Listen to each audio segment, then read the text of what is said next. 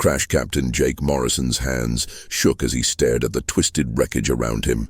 Just 12 hours ago, he had been piloting the cargo hauler Lucky Strike through what should have been a routine jump to the Kepler station. Now he was trapped inside an alien starship that looked like it had been dead for 1,000 years. The crash had happened so fast. One moment he was in hyperspace, the next moment alarms were screaming as his ship was yanked out of the jump by some kind of massive gravity well. Through his viewports he had seen it. A colossal alien vessel, dark and silent, drifting through space like a metal tomb. His ship's engines had failed, and the Lucky Strike had been pulled in by the alien ship's artificial gravity, crashing through what looked like a massive hangar bay. Jake had barely escaped his burning ship before the fuel cells exploded. Now the Lucky Strike was nothing but smoking scrap metal, and he was alone on a ship that belonged to a species he had never seen before. The air was breathable somehow. His suit's sensors showed oxygen levels that were perfect for humans, though the air tasted stale and old. Emergency lighting flickered along the corridors, casting eerie shadows on walls covered with strange symbols and designs that hurt his eyes to look at too long. "Okay, Jake," he muttered to himself, his voice echoing in the empty hallway. "First things first, find water, find food, find a way to call for help." He had his emergency kit, enough food bars for maybe a week, a water recycler that could last a month if he was careful, and a basic tool set. His personal communicator was dead, fried by the same electromagnetic pulse that had killed his ship's systems. But somewhere on this massive vessel, there had to be something he could use. The alien ship was huge, easily 10 times the size of the largest human vessels he had ever seen. The corridors stretched endlessly in both directions, with branching passages that led deeper into the ship's interior. Everything was built on a scale that made him feel like an ant. The ceiling was at least 20 feet high, and the doorways were wide enough to drive a ground car through. As he walked, Jake noticed something strange. The ship wasn't completely dead. Lights flickered on as he approached and dimmed as he moved away. Somewhere power was still flowing through the vessel's systems. That was both good news and bad news. Good, because it meant there might be functional systems he could use. Bad, because it meant he wasn't alone. Something or someone was still operating this ship. After 2 hours of exploring, Jake found what looked like a control room. The walls were covered with screens and panels filled with alien writing. In the center of the room was a massive chair that could have seated someone 12 feet tall. But it was what he saw on the screens that made his blood run cold. The displays showed the outside of the ship, and space around them was filled with debris, not random space junk, the twisted remains of hundreds of starships from dozens of different species. Human ships, alien vessels he recognized from news reports, and others that were completely unknown. This wasn't just a derelict, it was a trap, a massive web that had been catching ships for who knows how long. "How many others have crashed here?" Jake whispered, staring at the graveyard of ships floating around them. "How many people died trying to escape?" A soft chime echoed through the control room and one of the screens flickered to life. Jake jumped back, his heart pounding as symbols appeared on the display. They meant nothing to him, but something about them seemed almost familiar, like a word on the tip of his tongue that he couldn't quite remember. Then the symbols changed, shifting and rearranging themselves. Jake watched in amazement as they transformed into letters he could read, "Welcome, human." What the hell? Jake stepped closer to the screen. "Can you understand me?" More text appeared. Language pattern analyzed, communication established. You are the first of your species to reach the core systems. The first? What about all those human ships out there? Previous humans did not survive initial crash phase. You show unusual adaptability. Jake felt sick. All those ships, all those people, they had all died in crashes like his. But somehow he had survived when they hadn't. What is this place? What are you? I am the automated maintenance system of the vessel designation, Void Reaper. This ship belongs to the Kithara Empire. Kithara Empire. I've never heard of them. The Kithara vanished from this galaxy approximately 50,000 years ago. This vessel has been waiting.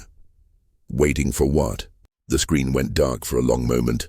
When text appeared again, it was different, smaller, almost hesitant, waiting for someone capable of understanding. The Kithara created this ship as their final project. Before the Great Extinction, it was designed to preserve their technology and knowledge, but it requires a living mind to operate. Jake stared at the screen, his mind racing. You're saying this ship needs a pilot? A living pilot? Correct. The Void Reaper cannot function without a biological consciousness to guide it. For 50,000 years, it has been trying to find a suitable candidate. Most species lack the necessary mental flexibility. Humans show promise. What happened to the other humans who made it this far? The integration process is difficult. Previous subjects were unable to handle the mental strain. They died during the bonding procedure. Jake's blood turned to ice. Bonding procedure? To operate the Void Reaper, the pilot must merge with the ship's consciousness, become one with its systems. It is the only way to unlock the ship's true potential. And if I refuse, the ship's gravity trap will continue to function. More vessels will be drawn here. More beings will die. The cycle will continue until a suitable pilot is found. Jake sank into the massive alien chair, his head spinning. He was trapped on a ship that was basically a cosmic mousetrap, being offered the chance to become its pilot, a process that had killed everyone else who tried it. But if he didn't try, the ship would keep killing innocent travelers forever. What are my odds? He asked quietly. Unknown. Humans have shown the highest compatibility rating of any species encountered, but the procedure has never been successful. Great. Jake laughed bitterly. So I'm supposed to be the first to survive something that's killed everyone. Else, humans have survived longer in preliminary testing than any other species. Your mind structures show remarkable adaptability. There. Jake closed his eyes and thought about his options. He could try to find another way off the ship, but his own vessel was destroyed, and there was no way to repair it. He could try to disable the gravity trap somehow, but he had no idea how alien technology worked. Or he could take the gamble, risk his life for the chance to save countless others, and maybe, just maybe, gain control of the most advanced starship in the galaxy. When he opened his eyes, his decision was made. All right, he said, standing up and facing the screen. Let's do this, but I want to know everything first, what this procedure involves, what happened to the others, and what this ship can really do. The text that appeared seemed almost relieved. Agreed. Preparation will take several days. Use this time to explore the ship and build your understanding. The more you know about the Void Reaper, the better your chances of survival. As Jake left the control room to begin his exploration, he couldn't shake the feeling that he was walking toward either the greatest discovery in human history or his own death. Maybe both. Behind him, the screens flickered with activity as the ancient ship began to prepare for what might be its first successful pilot in 50,000 years. The discovery, 3 days had passed since Jake's conversation with the ship's AI, and he still couldn't believe what he was seeing. The Void Reaper wasn't just a starship, it was an entire world compressed into a vessel, the size of a small moon. He had started his exploration in what the AI called the outer rings, the sections closest to the hull, where the basic systems were housed. Even these areas were mind-boggling. The engine room alone was the size of several football fields, filled with power cores that hummed with energy beyond anything humans had ever built. According to the AI, a single one of these cores could power Earth's entire electrical grid for 1,000 years. This is impossible, Jake muttered as he walked through the manufacturing bay. Robotic arms the size of buildings hung from the ceiling, currently inactive, but clearly designed to build something. What were the Kithara trying to accomplish? The AI's voice came from speakers hidden in the walls. The Kithara faced extinction from an enemy they could not defeat through conventional warfare. The Void Reaper was their answer, a ship capable of adapting to any threat. Learning from every encounter, growing stronger with each battle, growing stronger how? Observe. The lights dimmed, and suddenly Jake found himself looking at a holographic display that filled the entire room. It showed the Void Reaper in action, not as it was now, but as it was meant to be. The ship was fighting against creatures that looked like living shadows, beings of pure energy that could tear apart normal matter with a thought. But every time one of the shadow beings destroyed part of the Void Reaper, the ship rebuilt itself differently, stronger. The hull adapted to resist energy attacks. The weapons evolved to be more effective against the enemy. Within minutes of each assault, the ship had become something new, something better equipped to fight. Adaptive evolution, the AI explained as the hologram faded. The ship learns from damage and modifies itself accordingly. But this requires a living consciousness to guide the process. Artificial intelligence alone is insufficient. Jake was beginning to understand why the bonding process was so dangerous. The ship wasn't just asking him to be a pilot, it was asking him to become part of a living weapon that could reshape reality itself. "Show me where the other humans died," he said quietly. "Are you certain? The sight may be disturbing. I need to know what I'm facing." The AI guided him through a series of corridors to what looked like a medical bay. But instead of examining tables, the room contained 7 pods that looked like high-tech coffins. 6 of them were occupied. Jake approached the first pod and looked inside. The body was human, a woman in her 30s wearing the uniform of the Free Colony's Navy. Her face was peaceful, but her hair had turned completely white. According to the readout on the pod, she had died during the initial neural interface procedure. The second pod held a man in merchant captain's clothing. The third contained someone in an explorer's suit. Each pod told the same story, humans who had made it further than anyone else, only to die when their minds couldn't handle the connection with the ship's vast consciousness. "What exactly happens during the bonding?" Jake asked. "The pilot's consciousness is merged with the ship's neural network. Your mind becomes the ship's mind. Your thoughts guide its actions. But the ship's knowledge. 50,000 years of accumulated data, countless civilizations worth of information, must also become part of your consciousness. And the human brain can't handle that much information." Correct. Previous subjects experienced complete neural overload within minutes of interface initiation. Their minds simply burned out. Jake stared at the pods, thinking. 7 people had tried this and failed. But something the AI had said earlier stuck with him. Humans had shown the highest compatibility rating of any species. That meant others had tried too. "Show me the alien attempts," he said. The AI was silent for a moment. Perhaps that would not be advisable. "Show me." They traveled deeper into the ship, past sections that looked increasingly alien. Finally, they reached another medical bay, this one much larger. The pods here were different sizes and shapes, designed for various alien physiologies. But unlike the human pods, these weren't neat and organized. They were shattered, twisted, some of them melted from the inside out. The non-human subjects experienced more violent reactions to the bonding process, the AI explained with what sounded almost like embarrassment.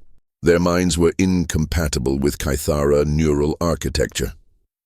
Jake counted the destroyed pods. There were hundreds of them. For 50,000 years, this ship had been pulling in travelers and trying to bond with them, only to kill them in horrific ways when their minds proved incompatible. But humans lasted longer, Jake said, trying to find hope in the situation. Significantly longer, the human neural structure appears to be naturally adaptive. Your species' capacity for learning and mental flexibility is remarkable. Then why did they still fail? The volume of information was too great for a single mind to process. However, I have been analyzing your neural pattern since you arrived. You are different from the previous humans. Jake turned to face one of the wall speakers. Different how? Your brain shows unusual activity in several regions. Enhanced pattern recognition, accelerated information processing, and most importantly, an ability to compartmentalize complex information without losing access to it. I don't understand. You are what humans call a genius. But more than that, your mind naturally organizes information in ways that parallel Kithara thought patterns. Of all the beings who have attempted the bonding, you have the highest probability of success. Jake wasn't sure if that made him feel better or worse. What's my probability of survival? Approximately 37%. 37%. Jake laughed grimly. Those are terrible odds. They are the best odds any candidate has ever had. They spent the rest of the day exploring more of the ship. Jake saw weapon systems that could crack planets, defensive shields that could stop supernovas, and manufacturing systems that could build entire fleets of ships. The Void Reaper was more than just a starship. It was a mobile civilization, capable of rebuilding the entire Kithara Empire if necessary. But it was all useless without a pilot to guide it. That evening, as Jake sat in what had become his temporary quarters, he tried to contact the outside universe using the ship's communication systems. To his surprise, the AI allowed it. The signal was incredibly powerful. It could reach across the entire galaxy in minutes.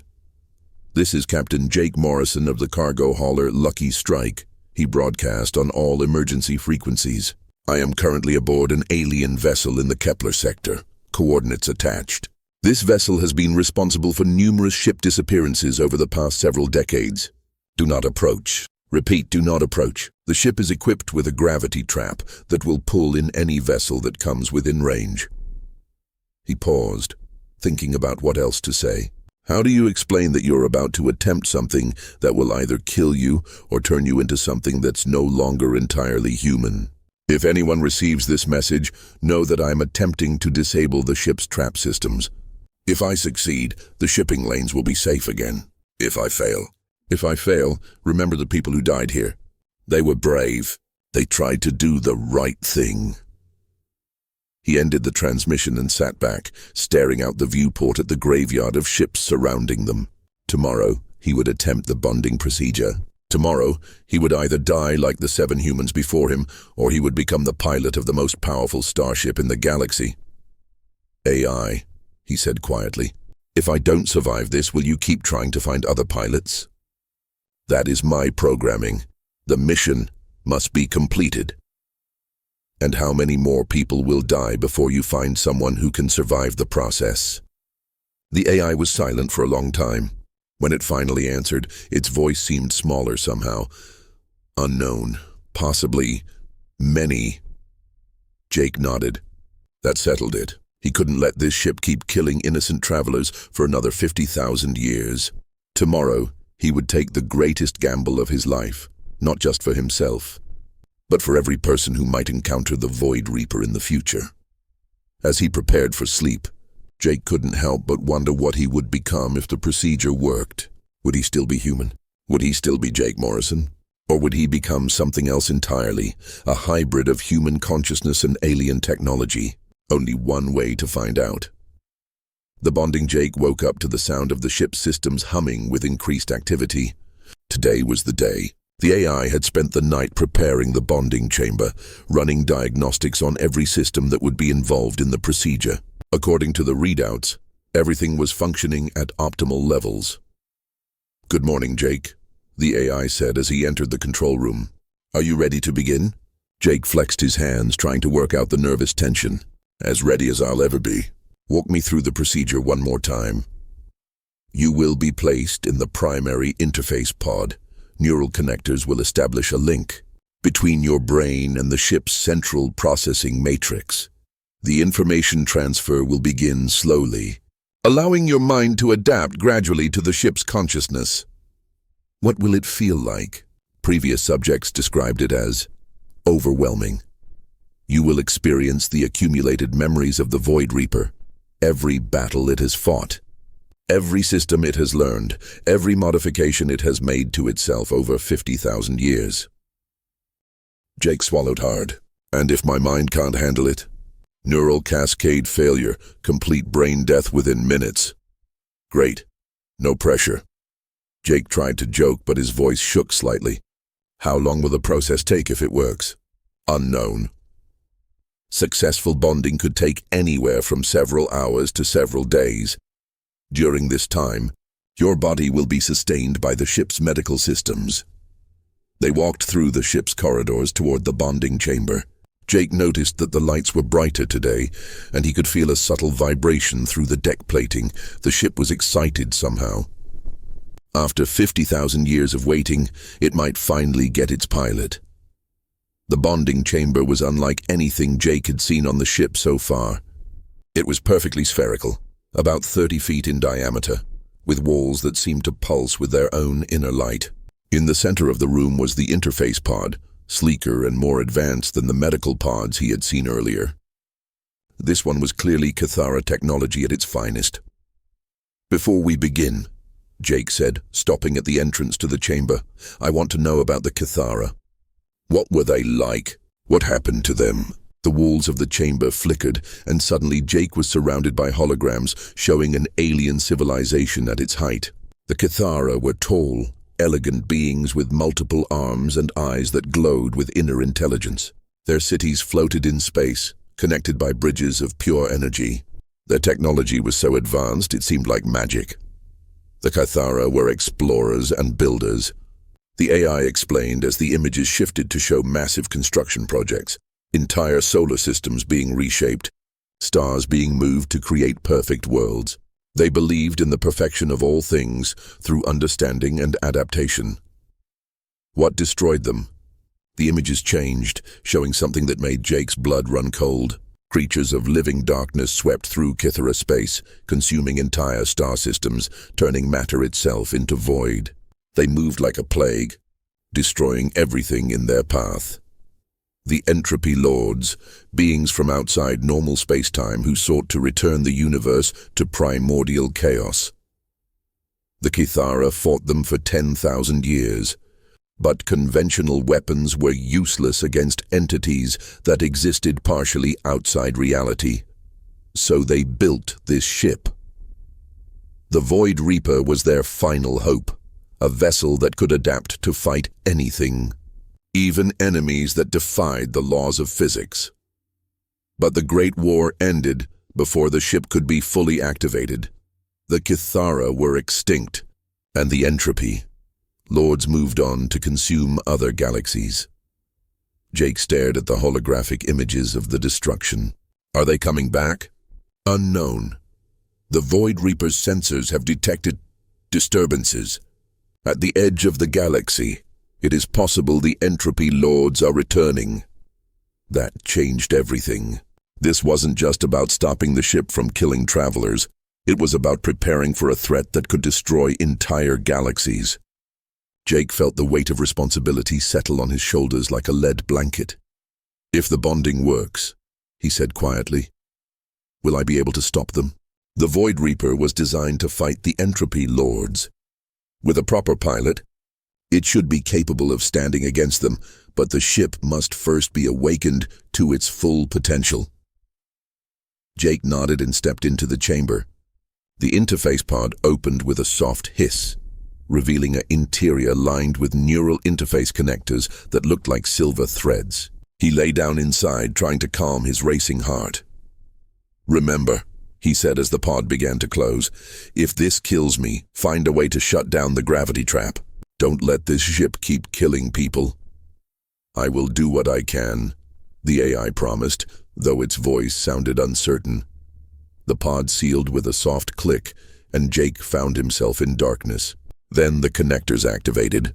The first sensation was like ice water flowing through his veins. The neural interfaces were mapping his brain, learning the structure of his thoughts and memories. It didn't hurt exactly, but it felt deeply wrong, like something alien was crawling through his mind. Then the information transfer began. It started as a trickle: basic ship functions, navigation protocols, weapon systems. Jake's enhanced pattern recognition kicked in, organizing the data as it flowed into his consciousness. He could feel his mind stretching to accommodate the new information, but it was manageable. Then the trickle became a stream. Suddenly, Jake knew how to operate fusion reactors the size of buildings. how to calculate hyperspace jumps across galactic distances, how to modify matter at the molecular level. The knowledge poured into his mind faster and faster, and he struggled to process it all without being overwhelmed. The stream became a river. Jake experienced the ship's memories, battles against creatures of living flame, encounters with species so alien their thoughts hurt to comprehend, the construction of technologies that bent the laws of reality. His consciousness expanded, becoming something larger than human. Then the river became a flood. 50,000 years of accumulated knowledge crashed into Jake's mind all at once. He experienced the death of the Kithara civilization, felt the despair of an entire species as they realized they could not save themselves. He saw the birth of stars, the death of galaxies, the slow dance of cosmic evolution across eons. Jake's consciousness began to fracture under the assault of information. He could feel his human identity dissolving, being absorbed into something vast and alien. This was how the others had died. Their minds simply couldn't maintain coherence in the face of such overwhelming knowledge. But Jake had one advantage the others hadn't. His enhanced brain didn't just process information. It organized it, compartmentalized it, built structures to contain it. Instead of letting the flood wash away his identity, he wrote it, using his pattern recognition abilities to sort the incoming data into manageable categories. "This is Jake Morrison," he told himself as his consciousness expanded beyond human limits. "I am a cargo pilot from Earth. I am human. I will not lose myself in this." The flood continued, but now Jake was ready for it. He built mental barriers around his core personality, preserving his human identity while allowing the ship's knowledge to flow around it. Hours passed, or maybe days. In the interface pod, time had no meaning. Gradually, the flood subsided to a river, then a stream, then a trickle. Jake found himself floating in a vast ocean of consciousness that was no longer entirely his own. He could feel the ship around him, not just as a vessel, but as an extension of his own body. He could sense every system, every component, every molecule of the Void Reaper's massive hull, and he was still Jake Morrison. Bonding successful, came a voice that was both the AI and his own thoughts. "Welcome aboard, Captain." Jake opened his eyes, both his physical eyes in the pod and the thousands of sensor arrays throughout the ship. For the first time in 50,000 years, the Void Reaper was truly alive. "Status report," he said, his voice echoing through every corridor of the massive vessel. "All systems nominal, adaptive protocols online, gravitational field generators at full power." "Captain, how do you feel?" Jake took mental inventory of himself. He was still human, but he was also something more. He could think at superhuman speeds, process information on a scale that would have been impossible before, and control technology beyond human understanding. Yet his core personality, his memories, his essential humanity remained intact. "I feel different, bigger, but I'm still me." Jake smiled as the pod opened. "And I have work to do." The ship's gravity trap had claimed its last victim. Now it was time to turn the Void Reaper from a cosmic mousetrap into humanity's greatest protector. Because if Jake's new memories were accurate, the entropy lords were indeed returning. And Earth would need all the help it could get. The awakening. The first thing Jake did after the successful bonding was shut down the gravity trap. It felt strange, using his thoughts to control systems the size of city blocks, but also natural, like flexing a muscle he'd always had but never used. The massive field generators that had been pulling ships to their doom for 50,000 years went silent with a mental command. "There," he said, his voice now carrying the authority of the ship's captain. "No more ships will be caught." But as Jake explored his new abilities, he realized the bonding had given him more than just control of the ship.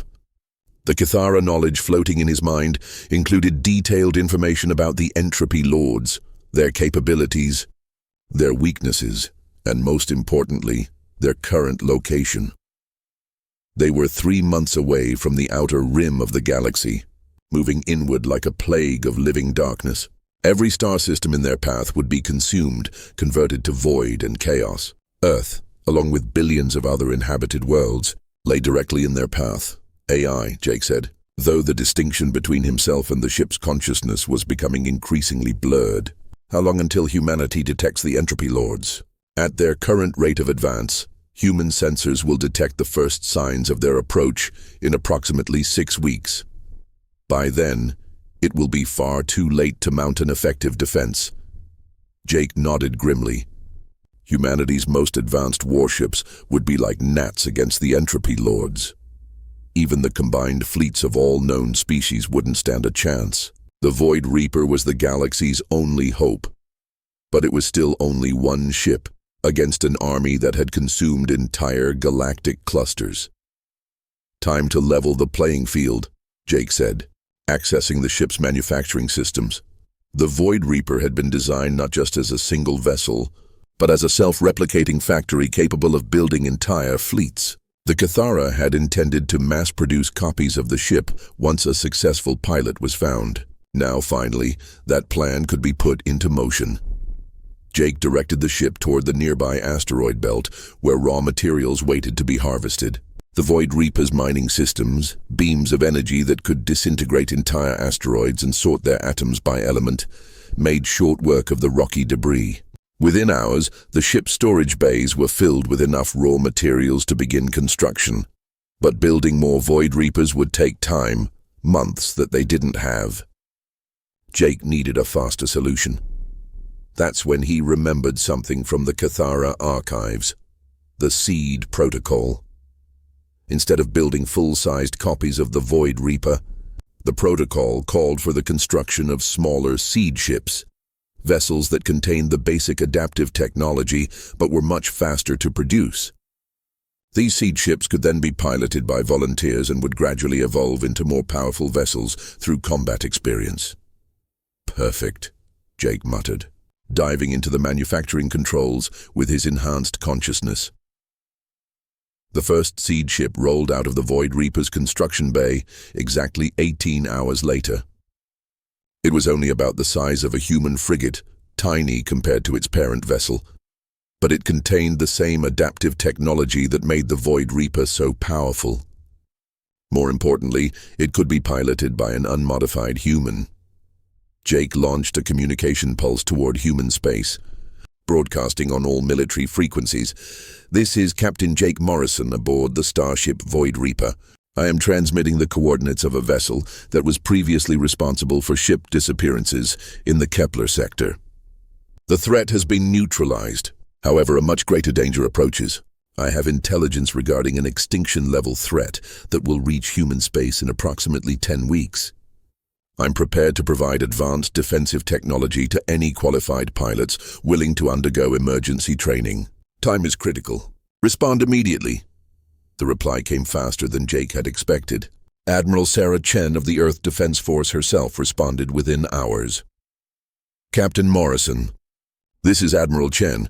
Your ship signature doesn't match anything in our database, and you've been listed as missing for over a week. We need confirmation of your identity and an explanation of your current situation." Jake smiled grimly. "How do you explain that you've bonded with an alien starship and become something more than human?" "Admiral, I'm transmitting my personal identification codes now. As for my situation, it's complicated. I'll explain everything when you arrive. But I need experienced combat pilots, and I need them fast. The galaxy is about to face an enemy that makes the Zephyrian War look like a border skirmish." 3 days later, a small fleet of human ships arrived at Jake's coordinates. Admiral Chen herself led the expedition aboard the heavy cruiser Defiant. Jake could sense their approach long before their ships appeared on normal sensors. His enhanced perception extended for light years in all directions. When the human fleet saw the Void Reaper for the first time, their amazement was palpable even across the vacuum of space. The massive alien vessel dwarfed their largest battleships, and its hull seemed to shimmer with barely contained energy. "Morrison," Admiral Chen's voice came over the communications channel, tinged with awe. "What the hell is that thing?" "That thing, Admiral, is humanity's best chance for survival. Permission to come aboard?" "I have a lot to explain and not much time to do it." The meeting took place in the Void Reaper's main conference room, a space that Jake had hastily reconfigured to accommodate human-sized furniture. Admiral Chen brought her best pilots and strategists, 12 men and women who represented the cream of human military talent. Jake had debated how much to tell them. The full truth, that he had bonded with an alien ship and gained access to 50,000 years of accumulated knowledge, sounded insane even to him. In the end, he decided on a simplified version. 3 weeks ago, my cargo ship was pulled out of hyperspace by this vessel, he began, gesturing to the walls around them. The ship belongs to an extinct alien species called the Kithara. It had been operating as an automated trap, trying to find a suitable pilot for 50,000 years. "And you're that pilot?" asked Commander Lisa Park, one of Chen's top fighter squadron leaders. "I am now." The ship's AI determined that humans have the right kind of mental flexibility to interface with Kithara technology. The process was intense, but it worked. Jake showed them the holographic records of the approaching entropy lords, watching their faces grow pale as they realized the scale of the threat. Then he showed them the seed ship he had constructed. This vessel contains adaptive technology that learns from combat. It starts out roughly equivalent to one of your frigates, but it evolves rapidly. Given enough combat experience, it could become as powerful as a battleship within weeks. "How many can you build?" Admiral Chen asked. "With the materials I've already harvested? 24 seed ships, but I'll need experienced pilots for each one. The ships can't evolve without guidance from a living consciousness." Commander Park studied the seed ship's specifications. The learning curve looked steep. "How long to train pilots?" 2 weeks intensive training minimum. The ships interface directly with the pilot's mind, not as deeply as my bond with the Void Reaper, but enough to create a connection. Pilots will experience enhanced reaction times and tactical awareness. Admiral Chen was quiet for a long moment, studying the tactical displays. "Morrison, what you're describing sounds like science fiction. Ships that evolve in combat, technology that interfaces with human minds. How do we know this isn't some kind of trap?" Jake had expected this question. He stood and walked to the conference room's main display, placing his palm against what looked like a solid wall. Instantly, the entire wall became transparent, showing the vast interior of the Void Reaper stretching away in all directions. "Because, Admiral, I could have killed your entire fleet the moment you arrived.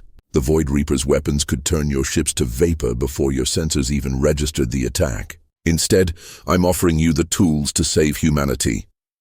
The demonstration had the desired effect. The human officers stared in wonder at the alien technology responding to Jake's touch, understanding finally sinking in that they were dealing with something far beyond human science. "What do you need from us?" Admiral Chen asked quietly. "Your 24 best pilots. Men and women willing to risk their lives not just in combat, but in the training process itself.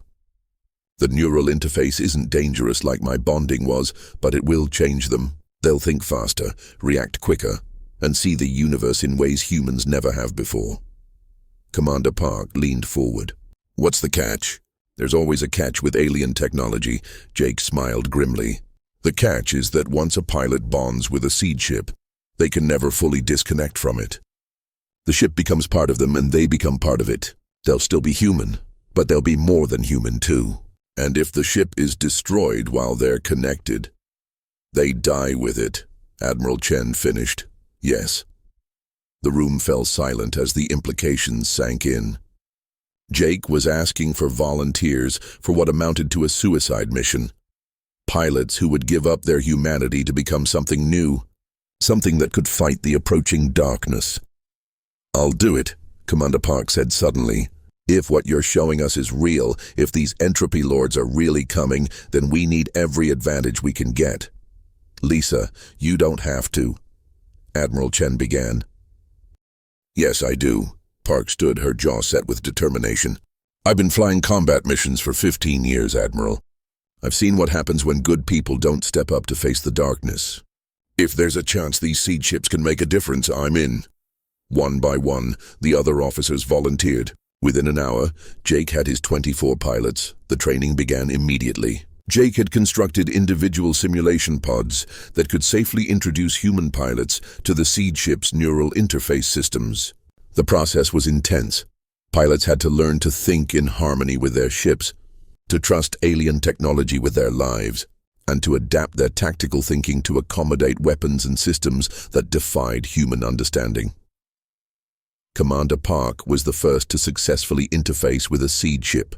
Jake watched through the Void Reaper's sensors as she took the small vessel through its paces, learning to use its adaptive systems. "It's incredible." Park's voice came over the communication channel, tinged with wonder.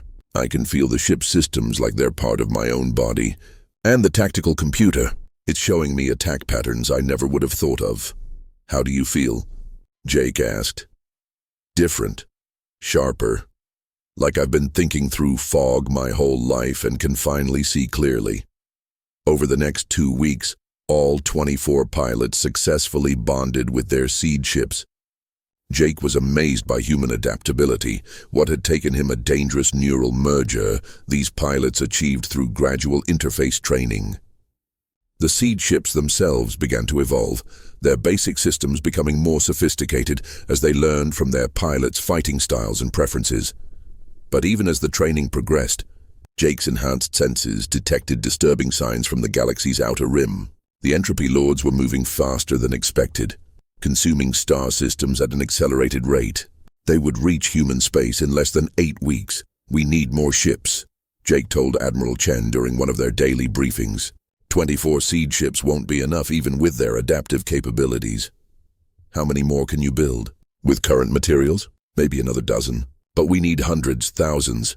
The entropy lords aren't just a fleet, they're a force of nature. They consume entire star systems and convert the matter into more of themselves." Admiral Chen paced the conference room, her expression grim. "What do you suggest?" Jake had been thinking about this problem for days. The answer lay in the Cathara archives, in protocols designed for exactly this kind of crisis.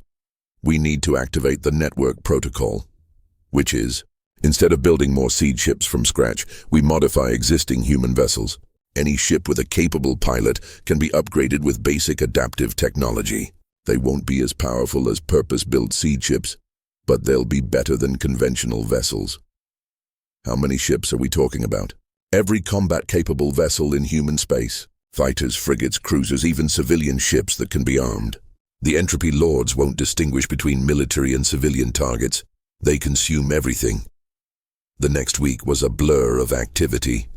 Jake worked around the clock, using the Void Reaper's manufacturing capabilities to produce upgrade packages for human ships. Each package contained a simplified neural interface system and basic adaptive technology, enough to give human vessels a fighting chance against the approaching darkness.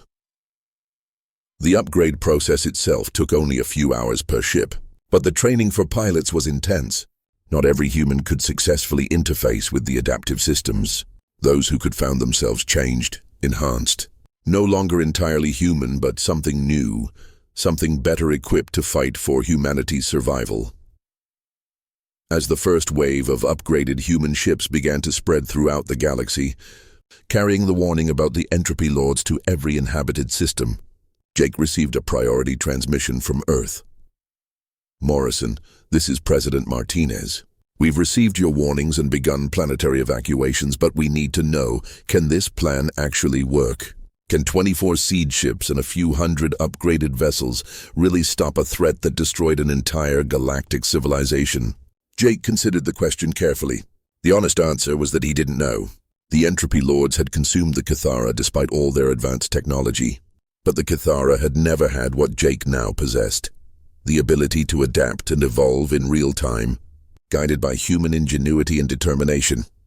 "Mr. President," Jake finally replied, "the Cathara were an ancient, stable civilization. They thought in terms of millennia and planned for every contingency. But they lacked something crucial: the ability to improvise, to adapt quickly to unexpected situations. Humans excel at that. We take impossible situations and find a way to win anyway. And if you're wrong, then at least we'll go down fighting. But I don't think I'm wrong. The entropy lords are about to face something they've never encountered before: human stubbornness backed by Cathara technology." As the transmission ended, Jake turned his attention back to the approaching darkness. 5 weeks remained until the entropy lords reached the outer colonies. 5 weeks to prepare for a battle that would determine the fate of not just humanity, but every living thing in the galaxy. The Void Reaper and its growing fleet of adapted human vessels began moving toward the projected intercept point. It was time to see if 50,000 years of alien technology, combined with human determination, would be enough to stop the darkness. Jake Morrison, cargo pilot turned Starship captain, was about to find out if humans really were as adaptable as he claimed. The final battle.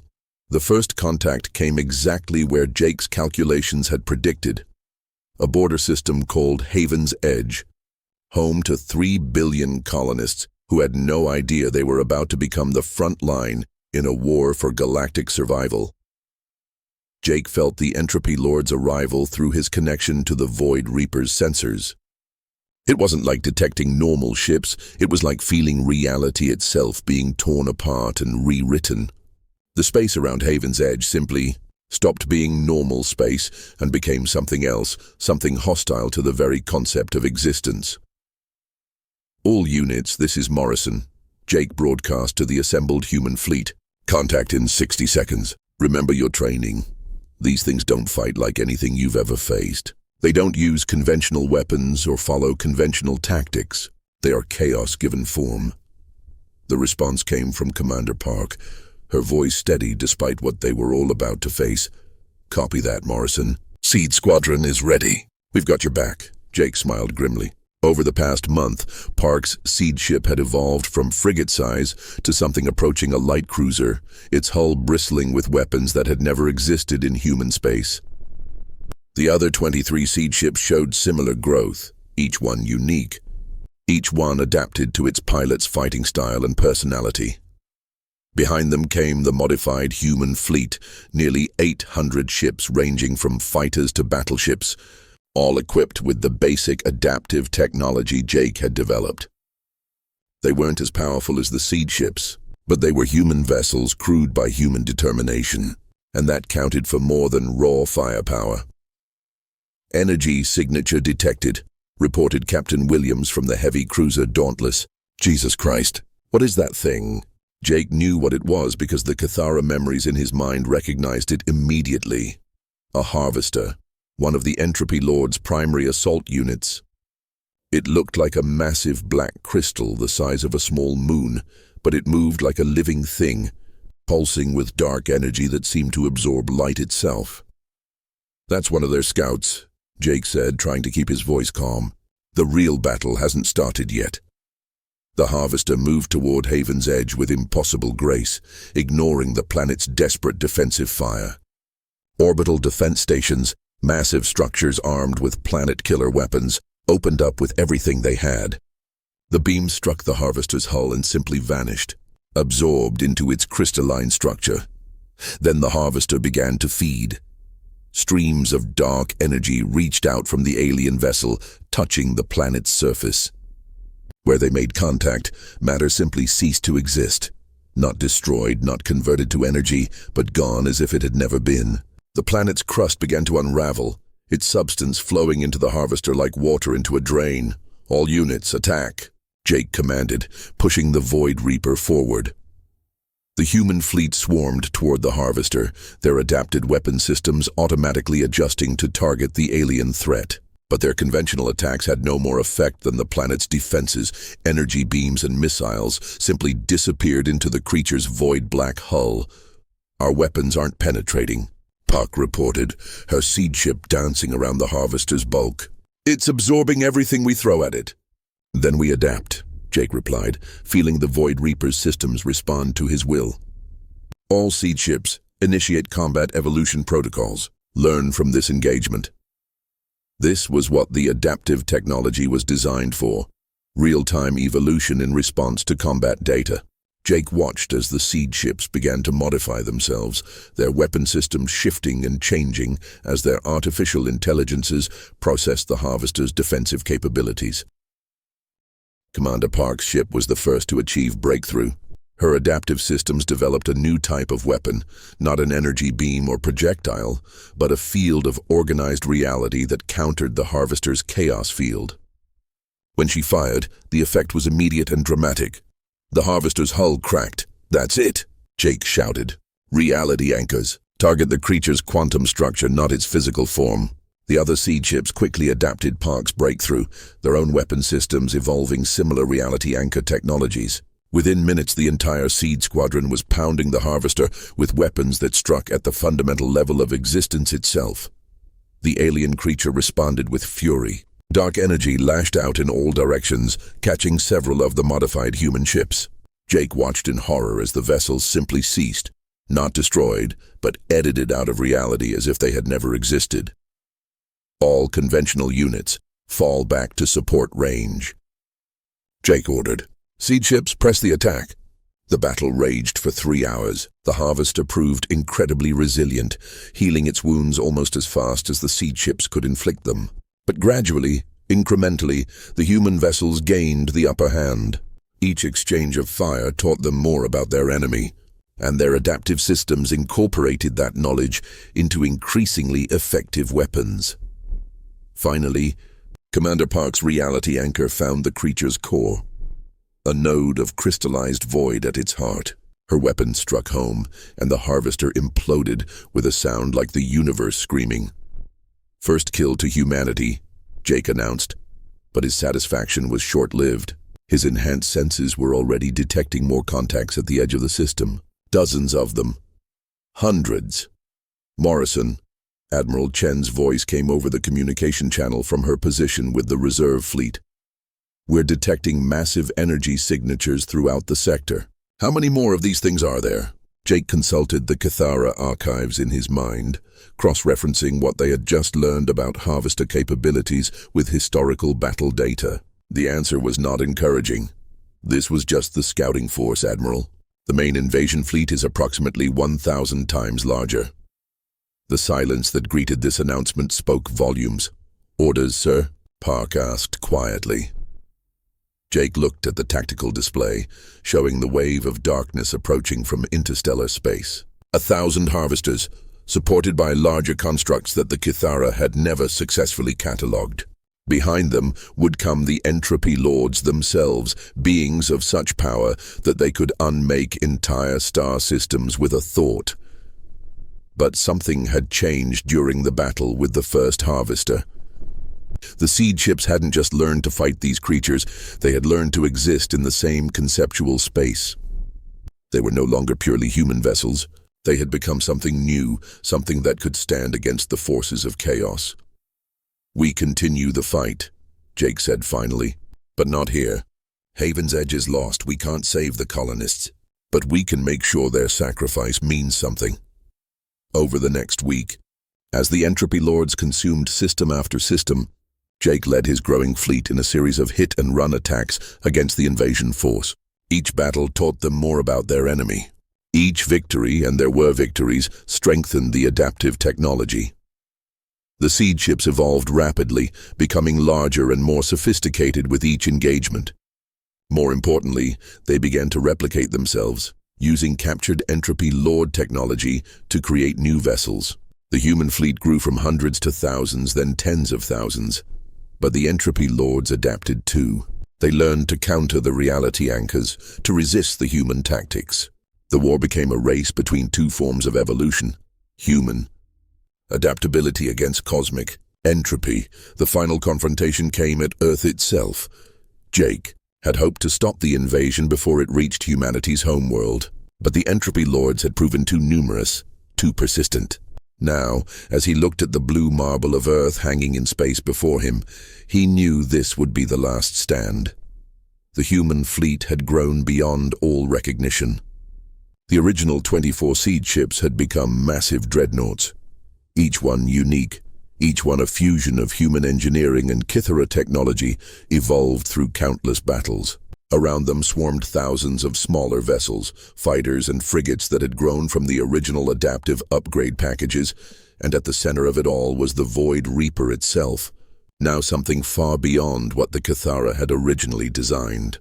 Jake's constant connection to the ship had allowed it to evolve alongside him, becoming not just a vessel, but an extension of human will made manifest in metal and energy.